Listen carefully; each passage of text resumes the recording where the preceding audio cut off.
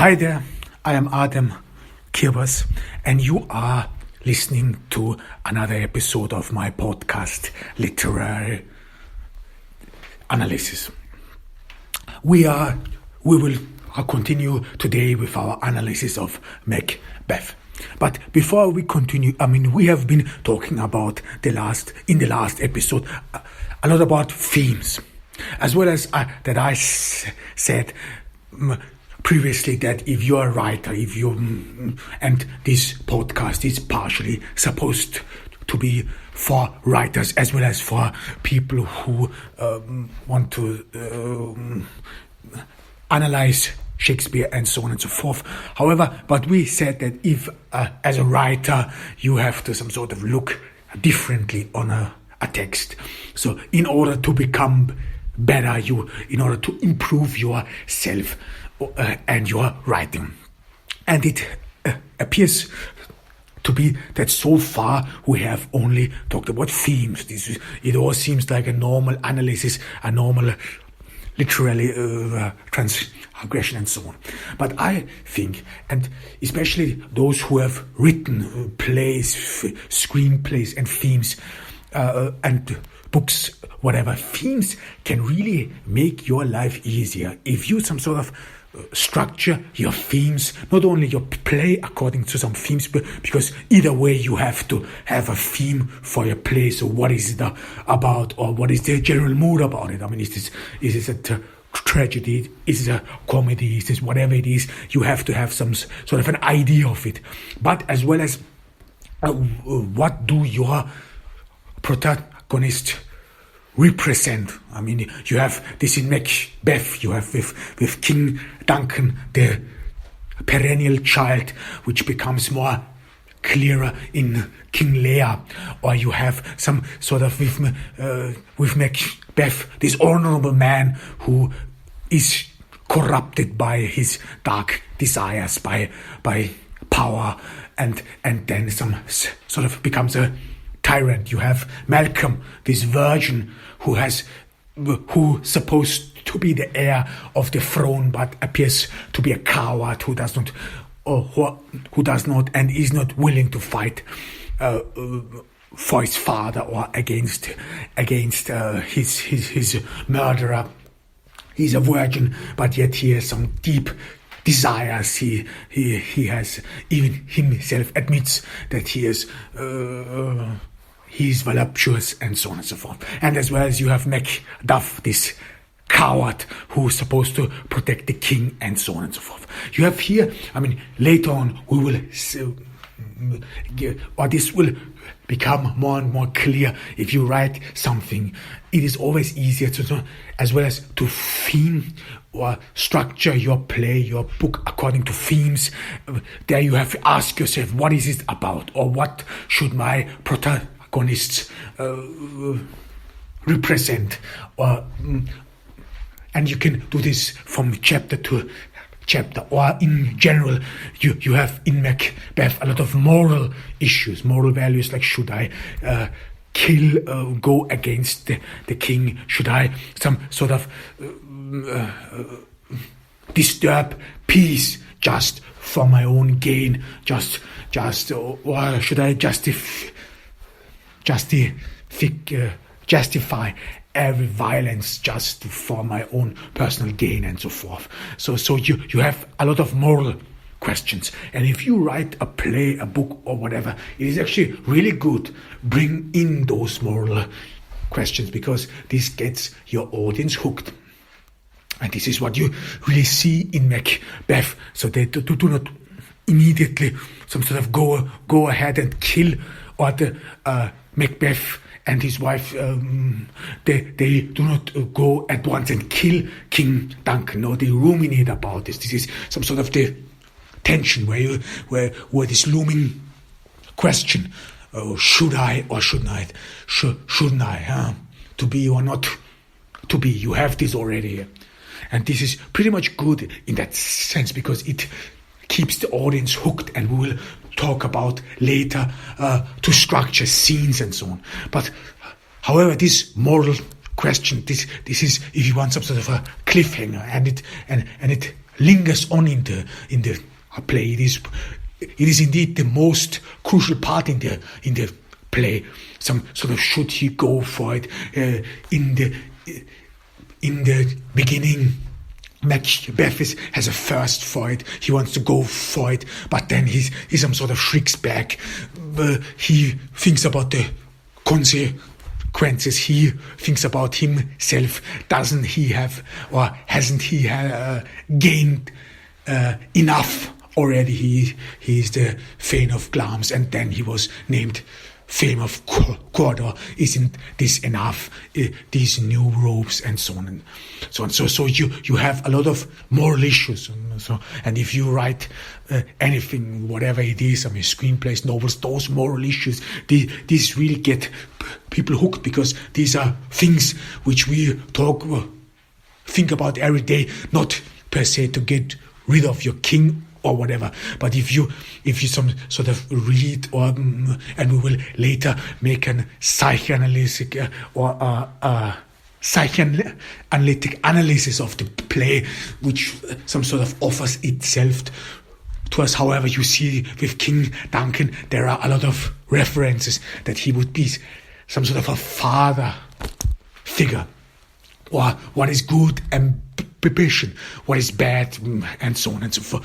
So a lot of moral questions are there, and this gets your audience hooked. This is beyond doubt. So those good novels you like, and which last throughout the history, they always open some sort of a moral issue, which you keep thinking about, even after, I don't know, years you have read a book or seen a play. These are a lot of moral issues which not only keep you hooked, but as well as a dilemma where the public is captivated by, or still struggles through life, and so on and so forth. And we will some sort of continue today with this theme, but with the notion that if you build your play and your screenplay, your books around themes, this has a very strong component. We will later talk about Batman screenplay.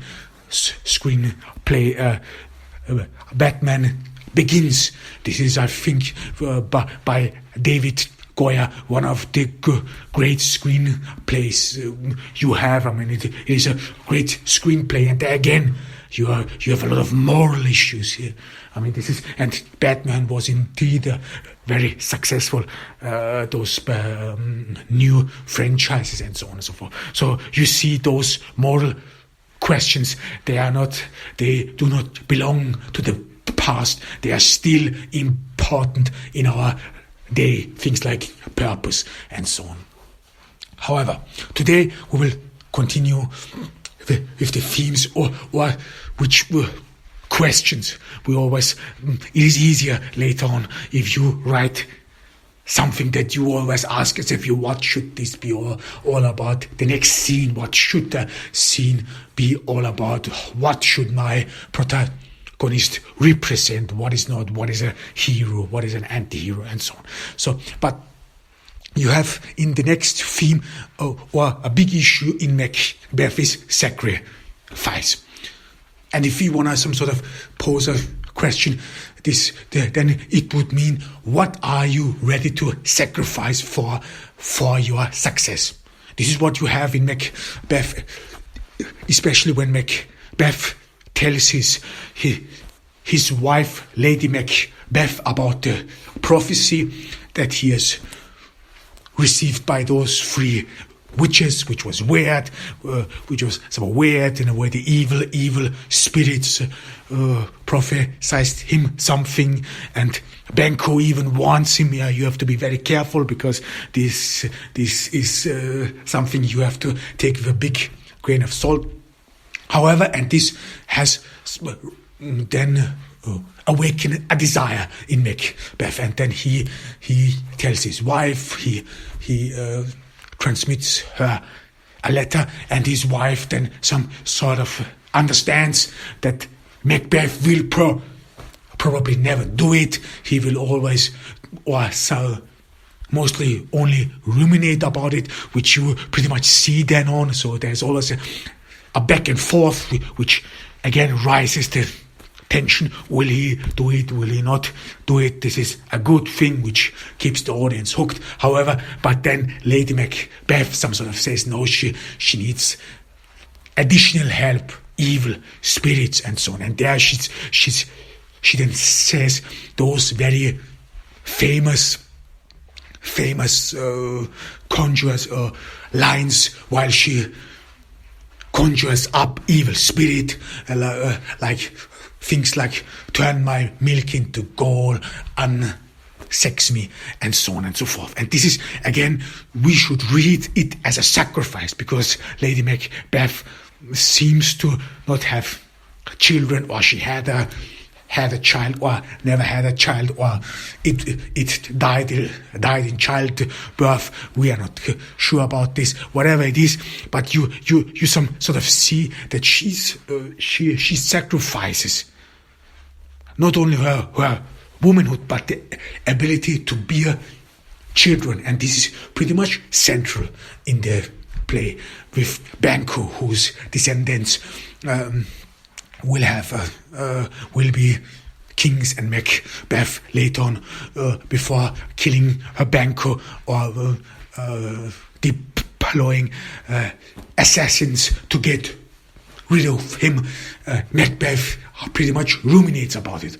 That he some sort of wears a fruitless crown, that he has no heirs and so on. And this is then, if you read or listen to Lady Macbeth and her lines, you some sort of see or perceive that she sacrifices this future, her ability to get children for the sake of becoming a king, a queen, for the sake of a husband, that he can move forward with it, because she admits that her husband has too much of the milk of human kindness. So there you have some sort of sacrifice. What are you willing to do, or what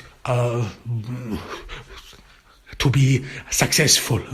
Or you have, as well as in Macbeth, some sort of negative perception of success. Success is always suspicious, because Banquo as well, some sort of later on admits, probably Macbeth played foully.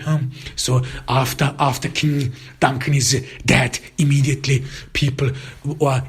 suspicion is raised. No one really believes Macbeth, because he some sort of killed those immediately in a rage, as he says, those who have killed or supposedly have killed King Duncan. So no one really believes him. Macduff does not even attend his coronation in Scotland. So there's a big issue here, and especially with all those sacrifices and the future you have, as well as this sacrifice in Macduff. Macduff is some sort of a coward. He was previously offered to work with Macbeth. We hear this in the fourth act, where Malcolm and Macduff have a conversation where Malcolm distrusts Macduff because he abandoned his family, the reason for love and honor. We will talk about the theme love and honor as well, and there you some sort of see again sacrifice. Macduff sacrificed his own well-being, or sacrificed his family for his own well-being, and again he has no future.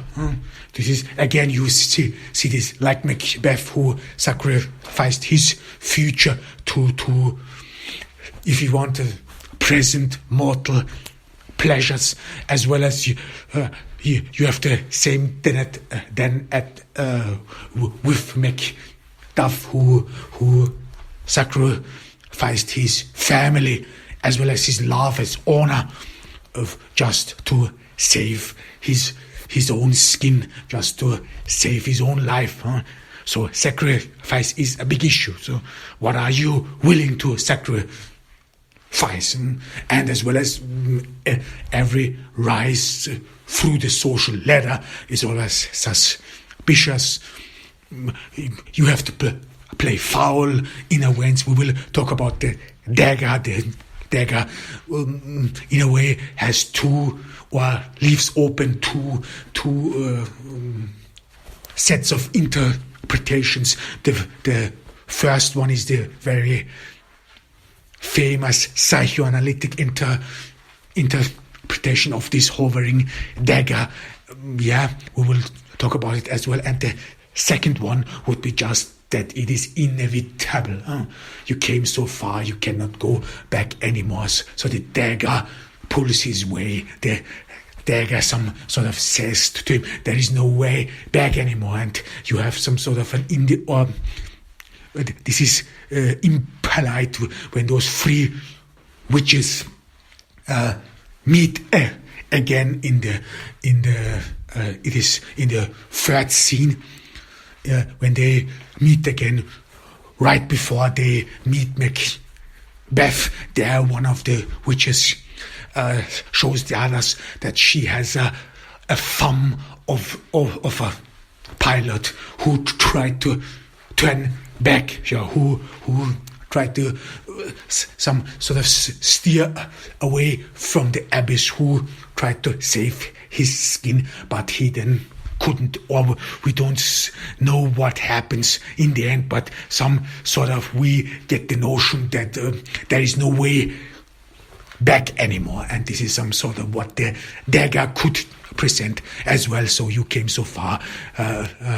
Duncan is in Macbeth's castle. There is no way anymore, or there is no chance probably, or no better chance anymore, and he has to do it now or it is all gone, and so on and so forth. So there the dagger some sort of symbolizes an in a force, or if you read see the plot, this is the point where everything comes together, where the plot narrows down to this very point.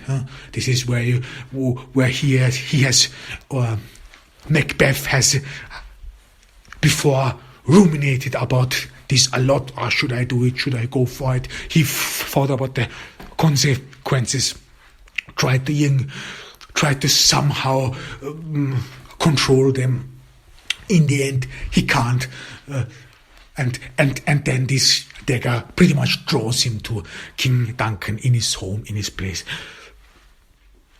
and he cannot avoid it anymore. So it is an inevitably, like the pilot probably who could not turn back. It is all in vain. So once it starts, you cannot stop it anymore. So this is what you have or hear in some of the lines of Macbeth as well. So Macbeth pretty much knew what would happen, and he ruminated a lot about it. And in the end, it came as it came, and this, despite the fact that the life and end of his his predecessor, MacDonald, was actually a warning for him. This is pretty much the same happened with this MacDonald, the former fame of Cawdor. So here again, some sort of was an honorable man, prosperous. He had apparently everything according to what we hear in the play. He had everything, but yet some sort of threw it all away, like Malcolm. Some sort of is left to stupor about. He threw it all away as if it would be a trifle just to be king or just to get ahead. And this was apparently a warning, was already a warning. You have this in the plot structure as well, where we will talk about it a little bit later. So sacrifice, a big theme. What are you willing to sacrifice? And the next big theme, of course, which goes through the play is masculinity, manliness. What is a man? Of course, this is too. I think such a question. What is a man? Is too broad. It would not be able to be answered properly, or in a way too simplistic, with biological terms, whatever it is. But how a man should be. This is what you have throughout the play, as well as how ingenious it is. I mean, in that age, Shakespeare, those wrote in the 15th century, not in the 15th, in the 16th century, and there you have some sort of, again, if you want, cross-dressing in that sense, or women acting manly. I mean, this is something which would take long to arrive in the present, but Shakespeare made it back then pretty much happening. However, manliness, I mean, how should a man be or behave? The first thing, it is of course bloody. He fights in wars. King Duncan does not. He's not with his man. He's not. His hands are not bloody, and the same happens with Malcolm. In the end, if you read carefully, Malcolm does not some sort of go in the castle or storm the castle. He rather stays back and only make the Duff some sort of slays the tyrant. It is not Malcolm, which you would then assume, or Malcolm is supposed to chop off the head of the tyrant because he has killed his father, he has committed treason. No, but it is Macduff who some sort of avenges his family, despite the fact that his wife said about him that he's a traitor, because or even says to her son that her father is dead. He's no more. He's not a man. He's not he's a coward. So it is some sort of a contradiction, because normally it would be, or should be, Malcolm who gets rid of the tyrant. He has all rights to do it. He has a right to get rid of Macbeth, whereas Macduff's Macduff's wife dies because of his own decisions. Because of his own decisions, because of his own cowardice, like what we hear in the first act with those when those three witches confer with each other about this fat woman who was stingy, who was not willing to give a peanut or whatever it was, a chestnut to this witch. Her stinginess then led to her husband being plagued, drowned, or sucked out of life in that sense. So this is indeed very important. We should focus on it. So it is here again. Malcolm commits the same folly as his father. He's not with his man, and he does not avenge actually with his father, despite the fact that he would have the right, if we want to say, in this mortal ancient world, he with right. I don't want to advocate for killing each other, but I think you get the idea. I mean, because King Duncan, despite the fact that he was weak, was pretty much slain by Macbeth. This was treason. This was not right. in that sense, and it was just plainly clear. Whereas Malcolm, as his son, would have had the right to some sort of avenge his father. We would some sort of assume a natural right to avenge his father. Whereas if you see Macduff, well, we are not sure about it. I mean, he abandoned his wife. Even his wife admits this is bad. This is worse. He's a traitor. A traitor is someone who swears and lies. So he's not really.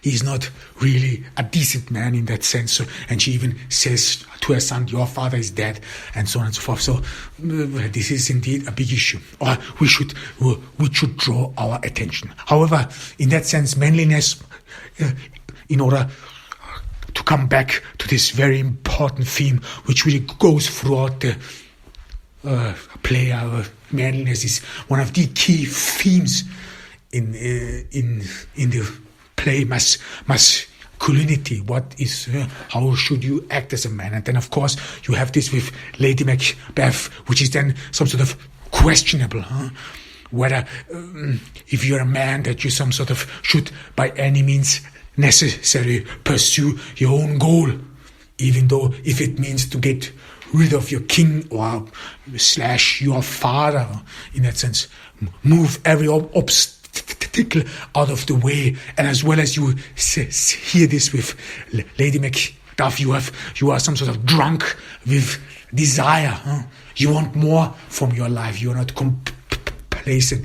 You do not some sort of be thankful for what you have. No, you want more. You crave more. You could sort of say, yeah, well, this is some sort of a bad desire. This is some sort of, one would say, negative. If you want to have everything by any means necessary, is this manliness? Especially when we consider how the play ended, and that if we listen to Malcolm in the fourth act, then you have again this unstoppable desire, almost bottomless. This is again something questionable, one might ask. However it is, but in the act we pretty much perceive how manliness is portrayed, and this is indeed true for that time, for that area. How a man supposed to be, supposed to act, despite the fact when Shakespeare wrote this play, those nights, this was already over. Those nights of the Middle Ages, this was already over. But yet some sort of the perception of knighthood as well as manliness was still lingering on. And then, of course, man supposed to be fearless. This is what you have again. Something you see with Macduff, with Malcolm, who are not men actually, but cowards. Then a man, of course, it is fearless. You have this in the end, in Act 5 as well, when Macbeth some sort of talks with a lackey, and this lackey is indeed scared because Dunham's Wood came to burning and so on. So you have here again this fear, and Macbeth is sort of way fearless. He has forgotten what fear is. He doesn't know fear anymore.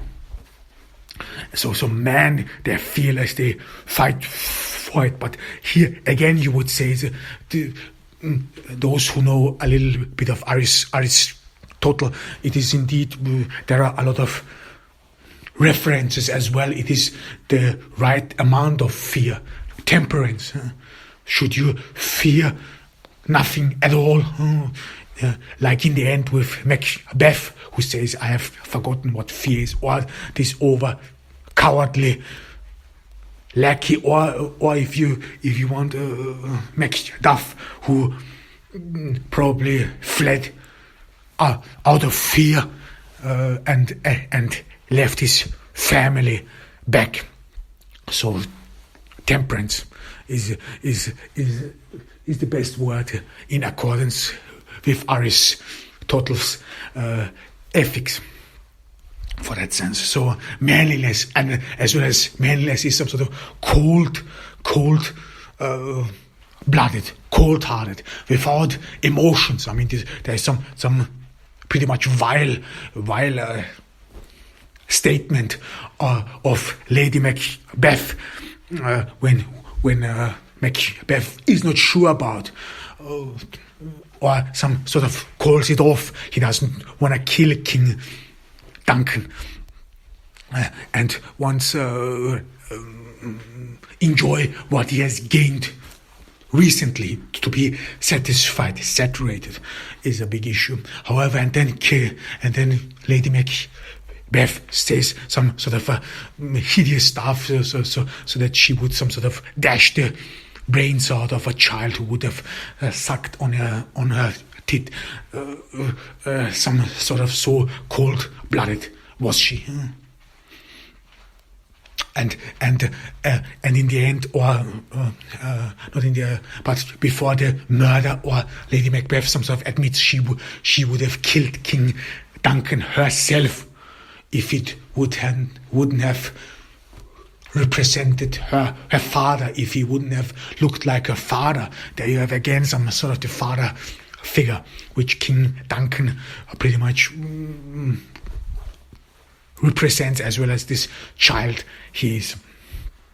And her cold-bloodedness. I mean, after Macbeth have killed Duncan, he some sort of forgot to leave the daggers behind on the scene, and blame the servants of this murder. And then Lady Macbeth takes the daggers, brings them back, and then she admits, my blood is the color of yours, but I am ashamed that for a heart so white, so weak, for what good. In its whiteness, you have some sort of is a theme of purity. In the play, this is what you have with in Act 4 as well, when Malcolm and Macduff talk with each other. Malcolm admits that Macbeth's acts would be some sort of covered in white. His evil acts would be covered in white in comparison to his voluptuousness and so on. So purity. This is rather, and even to this very day, only imagine marriages. Marriage, the bride is always covered in white. It is purity. It has nothing to do with manliness. It has nothing to do with a man who goes or pursues his goals by any means necessary. So you have some sort of, as well as the gender understanding. What is a man? What a man should supposed to be? Of course, we have as well as some sort of honor. What should a man be? Honorable. A man should stay with his family. You have some sort of this in the case of Macduff. This is the reason why he abandoned his, or the reason why he abandoned his family is why Malcolm does not trust him. Macduff could be an agent of Macbeth, try to give this lamp Malcolm to Macbeth in order to butcher it, and so on and so forth. So a man stays with his family, and as well as this is again perpetrated when Macduff's wife calls him a traitor and tells her son that he's dead. So manliness, or a man stays with his family, a man protects his family. The little boy, his little boy, Macduff's little boy, tries to defend the honor of his father. When those two murderers enter Lady Macduff's home, the boy tries to fight for the honor of his father and his house, and he's killed. So this little boy, in that sense, has more honor than Macduff. So manliness has a lot to do with honor. With honor and family values. So what do you appreciate? Family, that you stay with your family. This the same you have with Malcolm and with Dunalbin, who are the sons of King Duncan, who do not avenge their murders, their father's murder, who just flee, steal themselves away. And this is a big issue, actually, why we have to consider them not only as weak, as unmanly, but as well as weak kings or possible leaders, because the play is as well as about leadership. I mean, if you consider it from a Machiavellian view, there are some references about Macbeth, that the people who follow him, they do not love him, but they rather fear him. If you know Machiavelli, then you would assume, this is actually not a bad thing. It is rather better that people fear you than love you. However, this is some sort of considered negative. And of course, men love war. This is what you have in the end when Malcolm confesses to Macduff his deep desires. His first desire, Malcolm admits that he's lusty. He will probably some sort of chase after the wives and daughters of every nobleman. And then Macduff assuages Malcolm's concerns that no, there are enough women in Scotland, so there is no worry about it. Then, secondly, Malcolm admits that he has some sort of a desire for wealth. He cannot get enough. He's not satisfied. He will probably kill a lot of noblemen, take away their wealth, and again Macduff assuages him. No, don't worry, we will have enough. Scotland has enough riches you can go after, so you do not have to kill your fellow countrymen. This would then mean you could oppress the people and so on. And then thirdly, Malcolm says that he would disrupt peace. He would pour the milk of concord. So the peace. He would disturb peace. He would pour it down hell. And this is when Macduff then some sort of is against it.